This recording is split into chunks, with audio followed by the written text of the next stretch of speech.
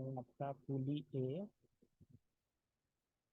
ये है मास आपका M2, ये है मास आपका M3, है ना। इस तरह से है, ये है पुली। और इसमें क्वेश्चन में ये कह रहा है आपको कि ये सारा वही है, पहले जैसे कहते थे कि इसका जो है कि सारे लाइट है, इसमें कोई भी हेवी ऑब्जेक्ट नहीं है, सब लाइट ऑब्जेक्ट है। तो इसमें क्वेश्चन ये कह रहा है, three blocks of masses M1 M2 and M3 are connected. M1 M2 M3 को, ये तीन मासेस हैं, M1 M2 एंड M3 तीन मास है, इसको हमने कनेक्ट कर दिया है। और फिर क्या कह रहा है इसमें, M1 तो बहुत कर रहा है।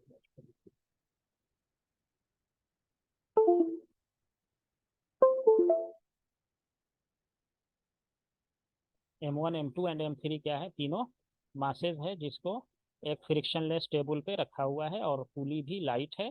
पूछ रहा है find the acceleration of M1। इस M1 का एक्सेलरेशन निकालना है। M1, what will be the acceleration of M1। तो अभी आप थोड़ा तीनों का फ्री बॉडी डायग्राम खींचने का जरा कोशिश करिए, देखो कैसे। ठीक, तो इसका फ्री बॉडी डायग्राम आप खींचे होंगे। तो इसका फ्री बॉडी डायग्राम क्या होगा, इसका फ्री बॉडी डायग्राम नीचे लिखे होंगे। नीचे की साइड M1G, ऊपर नॉर्मल रिएक्शन, हाँ, और राइट की साइड T1। हाँ, ऊपर नॉर्मल रिएक्शन है, राइट साइड T1। गुड, हो गया, ये फ्री बॉडी डायग्राम खींचा गया। अब ये इस सारे ब्लॉक का खींच लिया, लेकिन ये पुली भी तो नीचे जा रही है, बच गया ये पुली। तो इस पुली का जब आप फ्री बॉडी डायग्राम खींचोगे, तो अब देखो इस पुली पे एक टेंशन इधर, एक टेंशन इधर, और दोनों ये T3 है, आपने माना है T3 तो T3 कर दीजिए। और ये पुली किधर जा रही है, नीचे जा रही है, ऐसे, ये नीचे। तो अब इस पे जो है एक टेंशन ऊपर भी तो इसमें लग रहा है, कौन सा, टू इस, टी थ्री माइनस T1। हाँ, ये T1 हो गया है ना। तो ये वाला एग्जैक्टली करेक्ट। अब आप लोग सब सही बोल दिए, यहाँ से यहाँ तक फ्री बॉडी डायग्राम समझ में आ गया। अब मेन बात इसमें क्या है वो हम बताना चाह रहे हैं, उसके बाद आप कैलकुलेट करके खुद दिखाओगे क्या आता है। तो ये मान लो, ये बॉडी ऐसे ए नॉट एसेलरेशन से ऐसे ये चलना शुरू किया, या ए एसेलरेशन से, ए नॉट एसेलरेशन से ऐसे ये चलना शुरू किया। जब ये ए नॉट एसेलरेशन से चलना शुरू किया इस डायरेक्शन में, तो अब देखो कि ये ब्लॉक जो है, इस ब्लॉक का एसेलरेशन, अब ये मान लो कि ये पुली किधर जाएगी, नीचे जाएगी, ये नीचे। अच्छा, ये भी ब्लॉक क्या कर रहा है, स्लिप कर रहा है ना, इस पे फिसल, ये नीचे जा रहा है एसेलरेशन। अब अगर हम मान लेते हैं, इसमें सपोज करो कि अगर हम मान लें कि पुली का जो एसेलरेशन है, वो मान लो कि ये इसका एसेलरेशन जो नीचे की तरफ है, ये मान लो कि ए है, सपोज करो ये इसका एसेलरेशन मान लिया कि ए है, ए एसेलरेशन से ये नीचे जा रहा है। ठीक है। अब जरा सा हमें ये सोच के बताओ, सोच के, इससे डिफिकल्ट, इससे डिफिकल्ट नहीं आएगा। देखो, ये हम ये मास जब ऐसे चलेगा ए नॉट एसेलरेशन से, उससे अटैच है ये पुली। तो ये पुली भी उसी एसेलरेशन से, इस पुली का नाम मान लो कि सपोज करो ये बी है, तो उसी एसेलरेशन से ये पुली नीचे आएगी, ए नॉट एसेलरेशन से। अब क्या है कि ये भी इस पे स्लिप कर रहा है ना, ये भी इस पे क्या कर रहा है, रोल कर रहा है ये। तो M3 मान लो ए एसेलरेशन से नीचे जाएगा, तो ए एसेलरेशन से ऊपर आएगा, आएगा ना। जिस एसेलरेशन से ये नीचे जाएगा उसी एसेलरेशन से ये ऊपर आएगा, लेकिन ये ए नॉट नहीं होगा, ये कुछ और एसेलरेशन होगा ये। अब यहाँ ग्राउंड पे एक बैठा हुआ एक आदमी हो, सपोज करो ग्राउंड है यह, यहाँ से देखेगा इस ब्लॉक को और इस ब्लॉक को, दोनों ब्लॉक को देख रहा है, मान लो ग्राउंड पे बैठा हुआ आदमी। तो इसको किस एसेलरेशन से नीचे आता हुआ दिखेगा ये,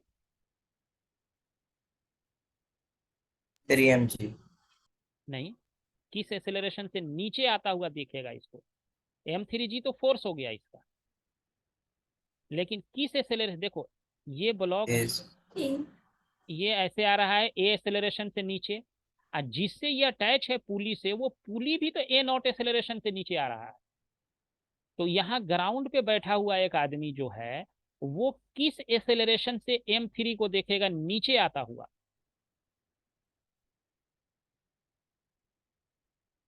ग्राउंड पे बैठा हुआ की बात कर रहे हैं। यहाँ पे जो बैठा हुआ रहेगा, अगर मान लो अगर इस पे बैठ गया कोई, सपोज करो हम इस पे बात कर रहे हैं, मान लो बी पे कोई आदमी बैठ गया, यहाँ पे बैठ के उछल रहा है, तो इसको देखेगा कि ये ऊपर ए एक्सेलरेशन से आ रहा है और ये नीचे ए एक्सेलरेशन से जा रहा है। लेकिन एक जमीन पे बैठा हुआ जो आदमी है वो m3 को क्या, एम m3 को देखेगा ए नॉट प्लस ए से वो नीचे आ रहा है ये, क्योंकि ये ए नॉट ऐसे आ रहा है और इसके लिए ए एक्सेलरेशन नीचे है, तो इसको देखेगा कि ए नॉट प्लस ए एक्सेलरेशन से नीचे आ रहा है। और ग्राउंड वाले की बात कर रहा है, और इसको देखेगा जो ऊपर जो जा रहा है, तो इसको देखेगा ए नॉट माइनस ए एक्सेलरेशन से ये ऊपर जा रहा है, ये ऊपर जा रहा है। लेकिन अगर इस पर पुली पे किसी को बैठा दिया जाए उसको कहा जाए कि बताओ कि इसका कितना एक्सेलरेशन दिखेगा, तो इसको ए दिखेगा ऊपर आ रहा है, ये देखेगा ए एक्सेलरेशन से नीचे जा रहा है। लेकिन ग्राउंड पे बैठा हुआ आदमी है, देखो क्योंकि ये नीचे आ रहा है ना, ऐसे देखो ध्यान से, ये नीचे आ रहा है ये भी किधर जा रहा है, नीचे जा रहा है। तो दो चीज जब नीचे जा रहा है सेम डायरेक्शन में तो वो ऐड हो जाएगा वो। इस केस में देखो पुली नीचे, ये मास ऊपर, तो एक जा रहा है नीचे, दूसरा जा रहा है ऊपर, तो यहाँ सब्ट्रैक्ट हो जाएगा दोनों वेक्टर। तो इसीलिए इसका एक्सेलरेशन अब ग्राउंड के रेस्पेक्ट में होगा ए नॉट माइनस ए, इसका एक्सेलरेशन हो जाएगा ग्राउंड के रेस्पेक्ट में ए नॉट प्लस ए। अब यहाँ देखो कोई भी चीज फिक्स नहीं है यहाँ, इसीलिए किसी का एक्सेलरेशन डबल नहीं होगा, यहाँ पे कोई फिक्स नहीं है यहाँ पे। तो ये सबका जितना एक्सेलरेशन इसका है ये वाला नीचे जितना है उतना ही इसका ऊपर की तरफ एक्सेलरेशन रहेगा, इसमें कहीं कोई ट्वाइस नहीं लगेगा, क्योंकि कोई भी इसमें एंड फिक्स नहीं है। ये पुली भी नीचे जा रही है, ये ऊपर आ रहा है, ये नीचे जा रहा है। समझे कि नहीं इस चीज को? अब कुछ नहीं है, खाली कैलकुलेशन है। अब कैलकुलेशन है क्योंकि अब सबका हम फ्री बॉडी डायग्राम आप लोग बना चुके हैं, और फ्री बॉडी डायग्राम का यूज करके इक्वेशन खाली लिख देना। समझे कि नहीं? कि क्योंकि ये पुली नीचे आ रही है ना, पुली के नीचे आने से ये भी नीचे जा रहा है ब्लॉक, तो दोनों ऐड हो जाएगा वेक्टर। इसके केस में ब्लॉक ऊपर जा रहा है, पुली नीचे आ रही है, तो सब्ट्रैक्ट हो जाएगा यहाँ पे। अब जितना भी यहाँ पे हमने कितने एलिमेंट लिए हैं, एक ये m1 m2 m3, तीनों का फ्री बॉडी डायग्राम खींचा हुआ है और पुली का फ्री बॉडी डायग्राम खींचा हुआ है। अब इसको यूज करके आपको ए नॉट का वैल्यू निकालना है। मैथमेटिक्स थोड़ा इसमें ज्यादा है, तो थोड़ा आपको मैथमेटिक्स लगाना पड़ेगा, हम आंसर लिख देंगे, सॉल्व आपको खुद करना है इसको। इक्वेशन भी हम लिख देते हैं, सबका इक्वेशन भी लिख देंगे। मान लो इसका इक्वेशन लिखना पड़ेगा m3 का, तो m3 का क्या लिखोगे, ये लिखोगे आप m3g माइनस t3, मेरा साथ नहीं दे रहा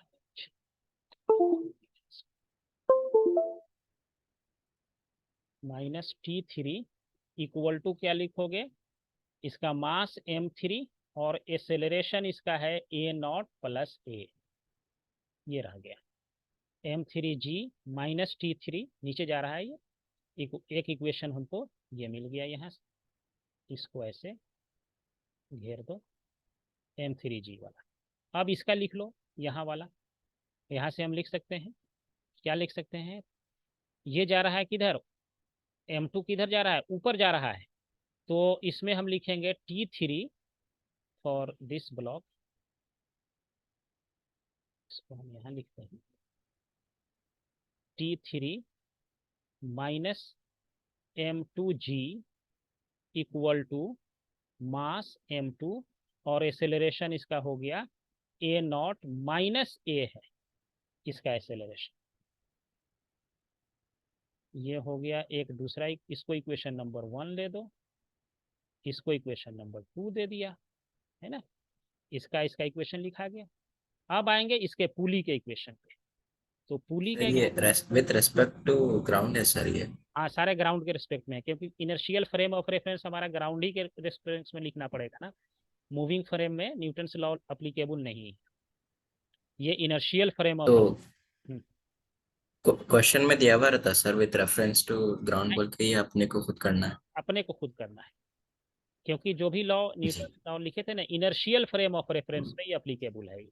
जी, स्टडी हाँ स्टडी सरफेस पे। हाँ स्टडी सरफेस पे। नॉन इनर्शियल भी होगा तो उसको कैसे मॉडिफाई करते हैं वो भी हम देखेंगे, कि मूविंग फ्रेम है तब कैसे अप्लाई करेंगे इसी लॉ को, वो आने वाले लेक्चर में हम देखेंगे।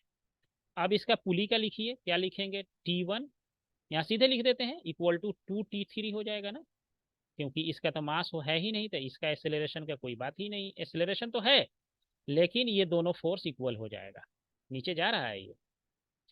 तो इसको इक्वेशन नंबर 3 दे देते हैं। और चौथा इक्वेशन हमारे पास आएगा, फोर्थ इक्वेशन, कहाँ से, इसके मास ये वाले से, T1 इधर जा रहा है तो T1 इक्वल टू क्या होगा, M1 इंटू ए नॉट हो जाएगा। सिंपली इसी डायरेक्शन में जा रहा है, इस डायरेक्शन में हॉरिजॉन्टल फोर्स लग रहा है सिर्फ T1। वर्टिकल डायरेक्शन में तो कोई एक्सेलरेशन ही नहीं है, तो इसको माइनस करने की कोई जरूरत ही नहीं है, दोनों इक्वल अपोजिट है, वर्टिकल डायरेक्शन में मोशन नहीं है, ओनली हॉरिजॉन्टल डायरेक्शन मोशन है। So T1 will be equal to M1 into a not,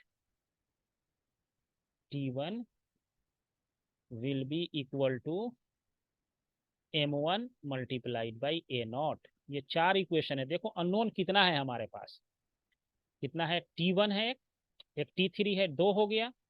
उसके बाद एक कौन सा है हमारे पास, ए है हमारे पास, अननोन है, ये ए अननोन है, तो ये कितना हो गया, तीसरा अननोन हो गया हमारे पास। और ये ए नॉट है, चौथा अननोन। चार अननोन है, चार इक्वेशन है हमारे पास। तो इससे हमको क्या करना पड़ेगा, सॉल्व करना पड़ेगा। और हम आपको खाली आंसर लिख देते हैं, आप इसको सॉल्व करेंगे अपने से। और आंसर जो है, क्योंकि सॉल्व करने में इसको थोड़ा मैथमेटिक्स है, इसका ए नॉट का वैल्यू आएगा सॉल्विंग यूजिंग इक्वेशन 1, 2, 3 एंड 4, चारों इक्वेशन को यूज करके सॉल्व करेंगे। तो ये आएगा G divided by 1 + M1 divided by 4 into 1/M2 plus 1/M3। ये इतना आपको सॉल्व करके लाना है, ये पूरा मैथमेटिक्स है। और इसको चारों को सॉल्व करेंगे इक्वेशन को, तो ए नॉट का वैल्यू आपको निकल के आ जाएगा।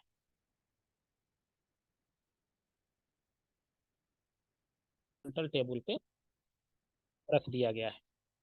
लॉन्ग हॉरिजन फ्रिक्शनलेस भी है, pulled bye a constant force F, इसको एक कांस्टेंट फोर्स एफ से इस तरह से खींचा जा रहा है, कांस्टेंट फोर्स एफ इस पे अप्लाई कर रहे हैं।